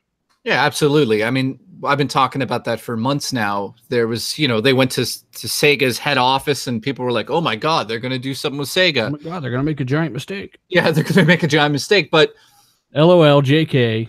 Yeah, the thing about Microsoft is this, and they've always done this. Did they come up with Halo? No. Bungie created Halo, and that was originally for Apple computers back in the day, and that wasn't even for Windows. And they came along and said, well, we're going to buy that, and that's going to be our flagship for the Xbox. Is that sort of their trend? Kind of. That's what they've always done, just went in there and bought things. But this time around, I feel like Phil came out at E3 and was just like, listen, what else do you expect us to do than buy these studios? It's not like Microsoft's going to start their own 7 studios around the world and suddenly pop out these games. I think he went down into the whole passionate thing where people out there want to make games. They see the passion of these creators and they just toss money at them and say, okay, make it for our system. That's where we're going to get. Yeah, and people make them, like, one of the biggest things that separates studios, and I cracked this code like a year ago when I was talking to an old buddy of mine. The thing that really separates Microsoft and Sony in a lot of areas is their oldest studio is turned 10. You know, that's their oldest studio. I think then they got Rare, which wasn't even making shit. So you might as well not even count them because they just made Sea of Thieves. So really it's turned 10, 343. And 343 has made 2 games. And it's like, wow, that's your oldest studio? Like, that's the difference between Santa Monica or Naughty Dog, things like that. Like, Naughty Dog's been around for 20 fucking years and making games, experience. They have so much experience. And when they get a leader like Neil Druckmann, it's a compelling argument for you know, state-of-the-art stuff. Yeah, that's they got to start establishing those studios, as I believe they have done. Phil's already said they bought those a while back, or at least several of them. It just never leaked. And start kind of establishing that and building those studios and getting some real talent in there, you know? It's about legacy as well, because you know, you can go to Sony's system and say they have legacy built into it. What does Xbox have? What legacy does Xbox really have? Well, people can say that, but I have to point this out, and I get what you're saying, get exactly what you're saying, but you're going to have a crowd out there that's like, exactly, Xbox sucks. Really, what those people need to remember is that they do have the highest rated first-person shooter exclusive first-person shooter this generation by far. They have the highest rated racing games by far. They have the highest rated cover-based like third-person shooter, like in Gears. Uncharted is more of an action-adventure kind of game. You know, all great games, but I'm saying Microsoft have the best. They have the best strategy exclusive as well on console. Like they have the best of certain types of games. It's just not the type of game that certain people want. Like I myself have been asking for more action adventure games, kind of like God of War, Tomb Raider, Uncharted, and I'm happy to hear that they're kind of working on that stuff. But you know, it's not the landslide that some people think. Like they don't have the best studios. I think they have the best third-person action adventure studios. But at the end of the day, if we're going by that logic, they had the best studios because it's just that. Well, then Microsoft had the best fucking solitaire studio. You know, Microsoft Solitaire Collection. Look at there. Like, that's what I'm saying. You really have to divide this stuff. Like, you can't get really stupid with it. You just have to give each side their due. And I think Microsoft had the best racers. They had the best first-person shooter. Yeah, and this is all according to Metacritic. They got the best cover-based third-person shooter. And then Sony had by far the best, the only really action-adventure type games that are phenomenal. And the rest is kind of like falling by the wayside. You see that they've given up on racers for a little bit. Hang on, pause a second. Top Dog says racing games is your personal opinion. No, actually, the collective aggregate score of all all the Gran Turismo games is beaten by Forza Motorsports or Forza Horizon series. Well, so that, since Forza 1 has come out, Gran Turismo's reviews have steadily gone down because there's been competition. So it's not an argument. This generation, they've been steamrolled in racing. They've been steamrolled in first-person shooters. They've been steamrolled in strategy games because Sony doesn't even have an exclusive strategy game. And same for something like Gears, a cover-based third-person shooter. So, like I said, that's not taking anything away from Sony. That's just the facts. And I want some more of what Sony have on this side. I want that. They're great. God of War was phenomenal. I gave it a 9.5. So that's what I want. I'm just speaking as a fan. So, you know, Jay, I get what you're saying too, though. You know, at the same time, it's like you want that pedigree. You got to have that pedigree, and it takes time to build that pedigree, right? Yeah, and I kind of feel like the whole thing with Bungie was kind of a misstep. I don't know how like Microsoft can buy Rare at, you know, when Rare was such a big deal then and not really develop it at all. You know, that was kind of a big hit because a lot of Nintendo people came over and were like, okay, we got Rare. What are we going to get? You know what I mean? Perfect Dark, GoldenEye. What are we going to get here? And what did it amount to? Like avatars, you know? So bad management, man. Exactly. That's the thing. Like nobody's out there with Microsoft, at least in the last couple of years, out there really saying like, what the fuck are we doing wrong? You know what I mean? I think they've always said to themselves, like, we know what we need to do. We need to go buy that and do this. And then they do it like Sunset Overdrive and nobody gives a shit, you know? And then they're twiddling their thumbs like, oh, well, I thought that's what you guys wanted. So now we're going to go this other direction. And I mean, Sunset didn't review badly. I think it's an 80 on Metacritic. I think it's a good game. It's an okay game, but it's not what they needed at the time, right?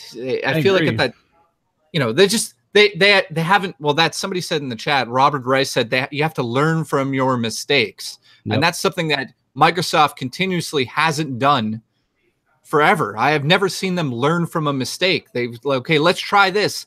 Then they don't improve on it. They go, okay, well, throw that aside, do something new. And it's like, come on, guys. Like, I think they just made the mistake of not appealing to the heart. Like their hardcore are guys that like watching motherfuckers get chopped in half in Gears of War, right? Like their hardcore are more adult oriented gamers. And Sunset Overdrive, I heard several people saying, I don't like the art direction, I won't even play it. And that's how petty some people are. But you know, it was a good game. It just wasn't for everyone. You know, it was a little repetitive, but the writing had, had plenty of charm, stuff like that.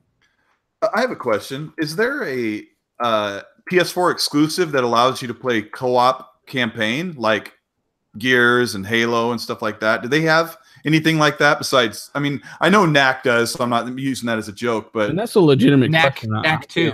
This is a legitimate question. I'm not trying to throw a joke. I'm not trying to get anybody ticked off, but I was just trying to think of all the big PS4 exclusives. Are there any that you can jump in like first chapter and play side by side with a buddy? Are there any? Well, that's I mean, and we can't say that they don't want it because that was a big deal with the orders. Everyone was complaining because it wasn't co-op. And I agree with them that co-op is imperative, and the Order didn't have it. I can't think, because we know Killzone wasn't it, Second Son wasn't it, Order wasn't it. Horizon Zero Dawn was single, God of War is single, and they're all amazing games. I'm playing Infamous Second Son right now. The game's beautiful. It's a pretty cool game, but yeah, I mean, it's just, and co-op doesn't ruin a single player experience, in my opinion. Oh no, no, it's just kind of cool. Like, I mean, you can play a great single player game like Gears of War 4 and then go back and play it again side by side with a friend, and it's like a whole other experience. And a lot of laughs. I got to give a shout out to RTX in the super chat, brother. Sorry if I mispronounced that. He says, enjoying the show. Keep it up. Thanks, man. We appreciate it. You guys powered the show. That's a good question. Top Dog, maybe you can tell us. Maybe it's a VR game that's co-op. I don't know. I don't think there is. I mean, I've gone through the big there might be a smaller game like a AA game or maybe an indie game or something that isn't like real mainstream that's campaign co-op, but like the big I kind of like to lump it in. There's like a big 20 games on the PS4 this generation. They're like everyone knows about. They're just super awesome.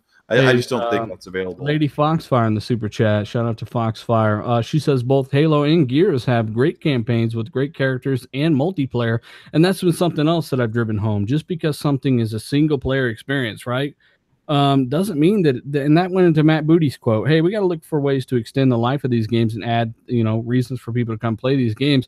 And then people are like, well, that just means games as a service. When then they forget that Uncharted or both Uncharted and The Last of Us, one of the best single-player games of all time, have multiplayer with microtransactions in it. Mm-hmm. And that's what Foxfire is getting at there, is that you can have multiplayer and a great story as well. Rand, what are you doing over there? You over there chewing your toenails? Yeah, I am. Are they good? Bloodborne is 4-player co-op. Is that true? I haven't actually looked into it. I think there is an online. If it's like the Souls game, it might be an online thing. Maybe.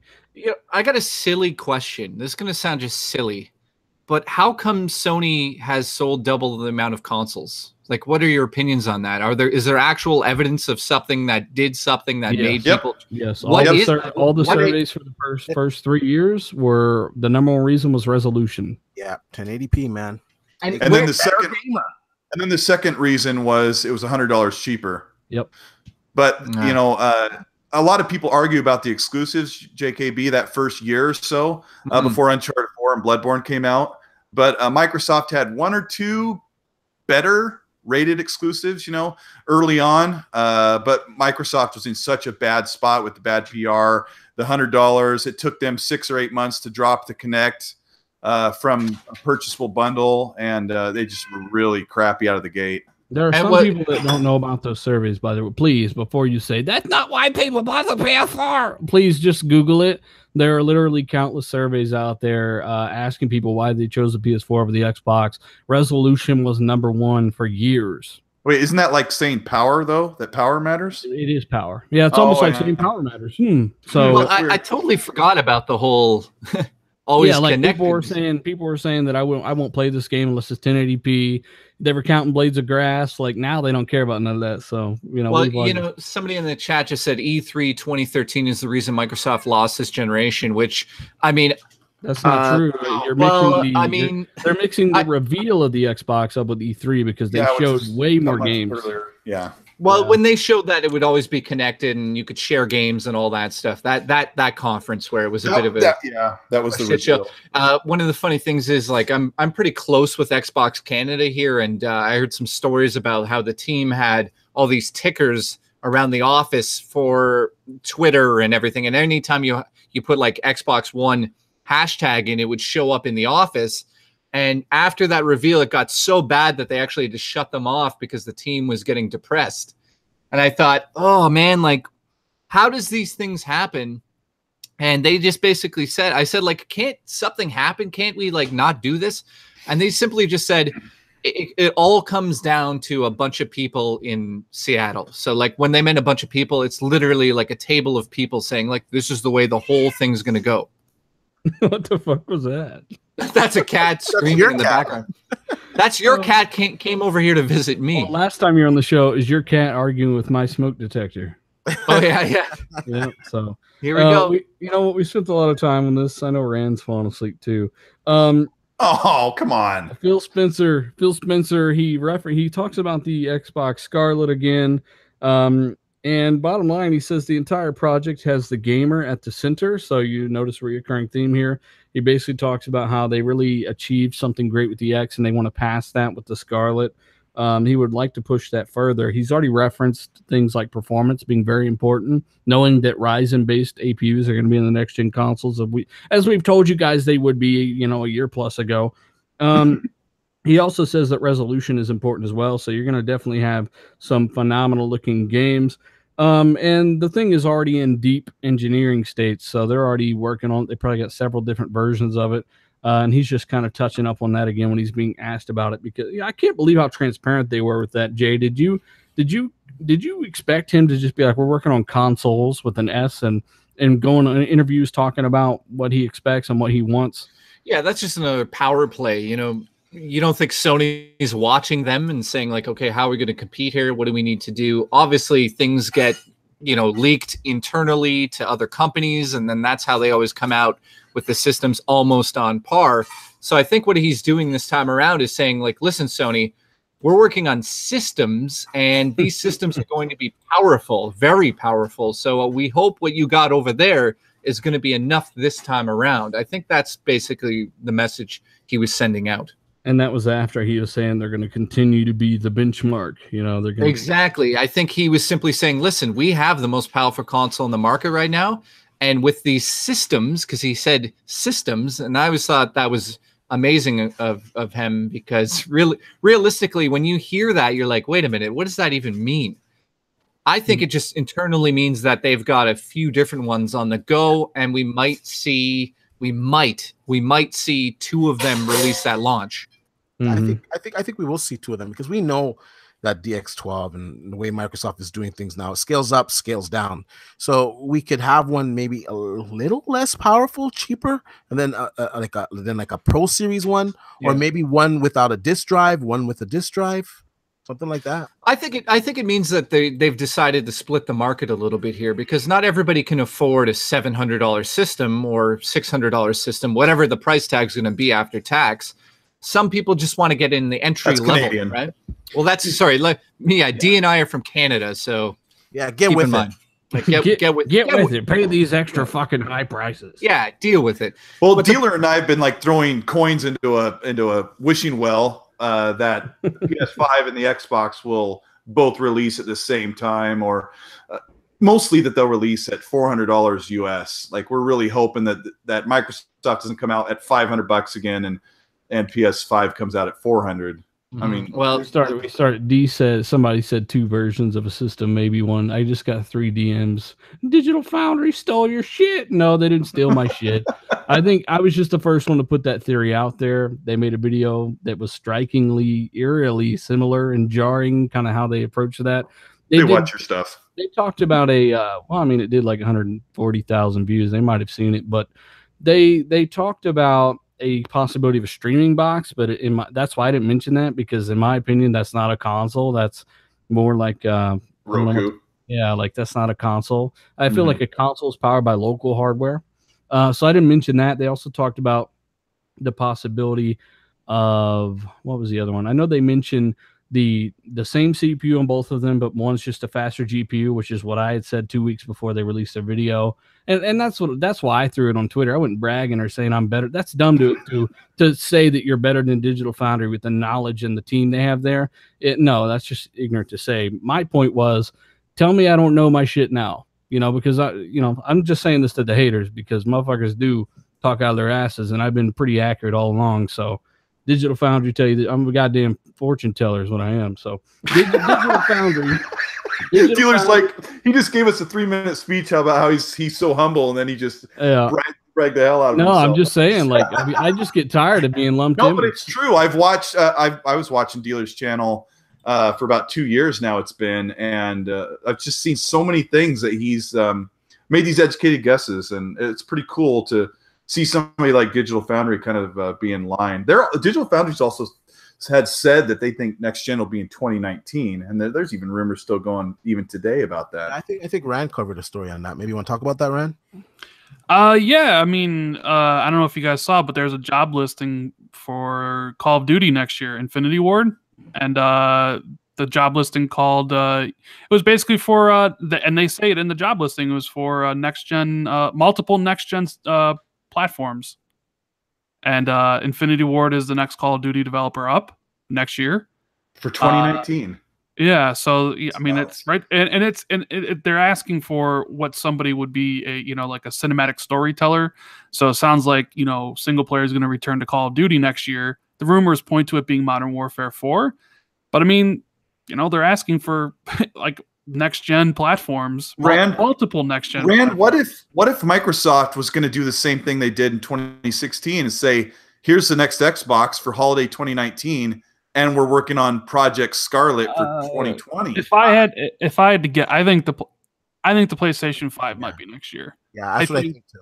Yeah, I think if they can get out, if Sony can get out Days Gone, Ghost of Tsushima, and Last of Us Part 2 next year, then I think PS5 is 2019. I'll tell you, telling thing for me was watching the Days Gone footage at E3. Any footage that I've seen of that gameplay right now, it's fucking chugging like fuck. And yet it's still scheduled for a release next year. Well, I just want to say one thing real quick, D, is because it's kind of striking to really consider the fact that PS5 could be next year. I feel like 2019 is a year too early, in my opinion. Mm-hmm. But I also feel like I don't want to see any of you Sony fuckfaces bragging about PS5, bragging about the graphics of PS5, bragging about the performance of PS5 after you just got done damage controlling so hard over the last year. So I don't want to see any of that shit. So you better make up your mind if you want performance and you start changing your tune now, because if power matters. I mean, does power matter or does it not? I mean, we don't need to act like it didn't happen. Like for 3 years straight, power was like at the top of the argument against PS4 and Xbox. And there is no ifs, ands, or buts about it. Until Horizon Zero Dawn launched, when they finally had a handful of amazing games on the PS4, that's when it totally shifted to games matter. It was power all the way up until the beginning of 2017. It was power until the day the X was announced. Yes. Well, the problem is why these guys are shooting it's about games right now is because the X, as great as it is, and the multiplats, they all look better on the X. The first party titles, they're not looking as good, apart from Gears, aren't looking as, and Forza looks really good too. But apart from Gears and Forza, they're not looking as good as the rest of the first party games on Sony's side. And that's why these guys are touting that, oh, power doesn't matter. Look at our little console and look what the graphics it's delivering. And I think next gen, I think they'll see a stark difference for sure. And I think PlayStation is going to launch in 2019. Hey, we got to give another shout out to Top Dog. He says 4K is a gimmick again. Shout out to you, Top Dog. All right. Jesus Christ. Have you it's not a gimmick, it's a media standard. I mean, dealer, when you read this is the job listing. It says, come work at the game industry's brightest on a new, exciting, unannounced title for multiple next-gen platforms. I mean, what do you think when you see that? Whose job listing is that? Infinity Ward? You forgot to read the rest where it's like your cubicle will be in a basement with no windows. In this hands-on role, you'll collaborate with scripters, sound designers, writers, and directors to implement voiceover performances in-game across a wide variety of player experiences from combat to set pieces. We only use the top quality chains here at Activision.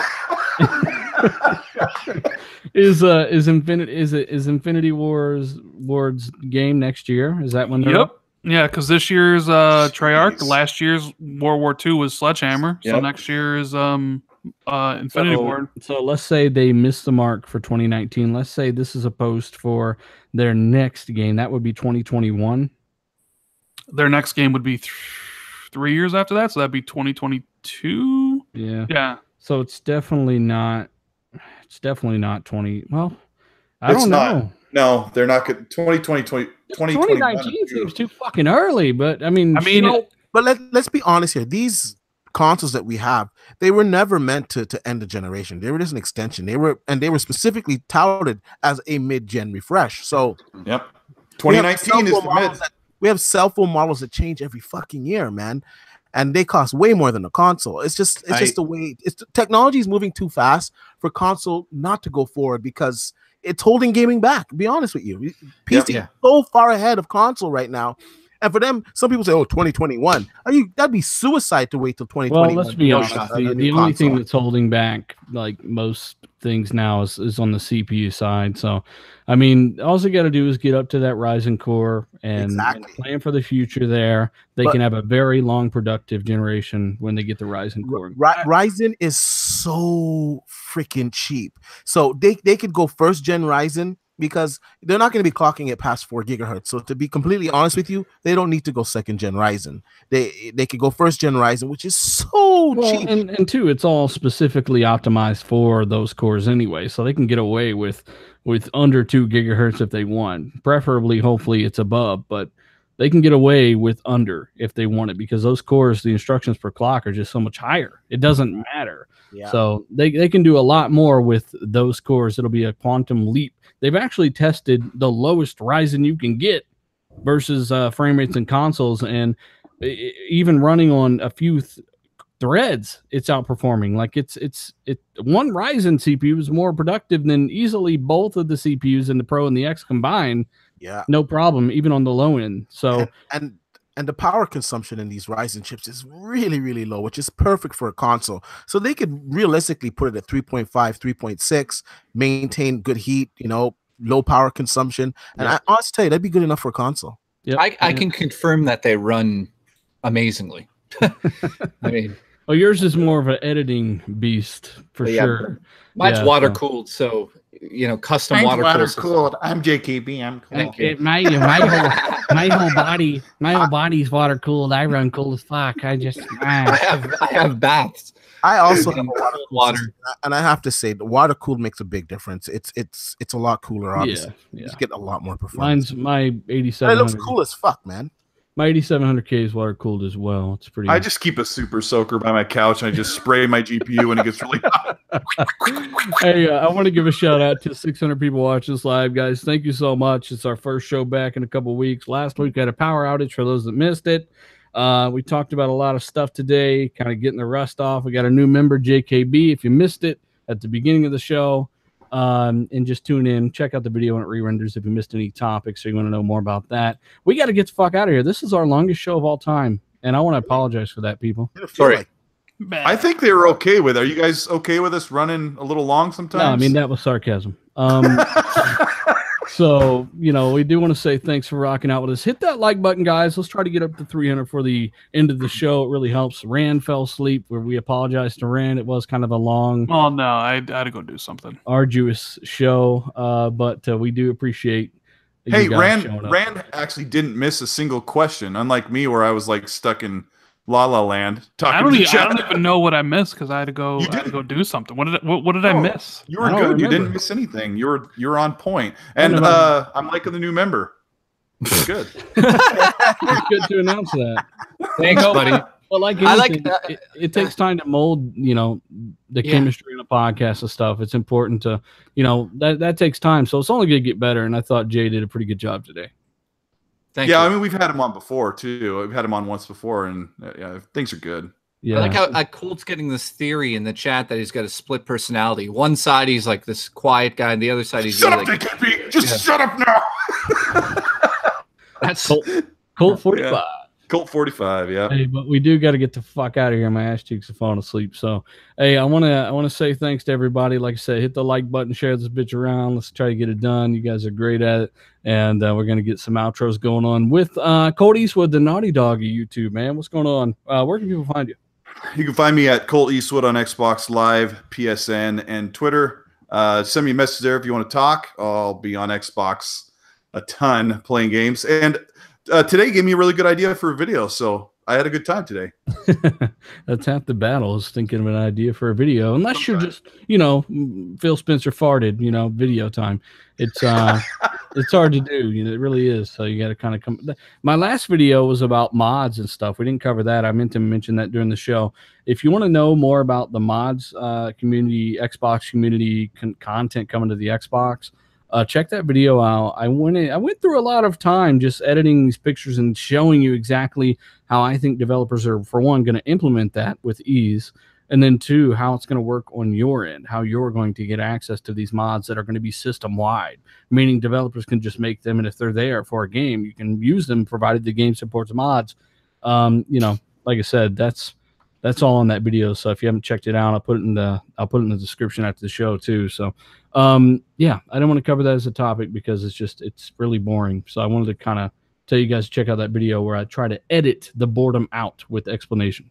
So, so you can find Colt at Colt Eastwood on Twitter. Eastwood on Twitter. Stop it. Colt Eastwood on YouTube, Twitter, all the above. Randall, thanks for coming on, brother. Where can people find you? Well, you can find me on YouTube at youtube.com/RandallThor19. I'll be dropping my Nier Automata review tomorrow, most likely. So give those a little sneak peek real quick.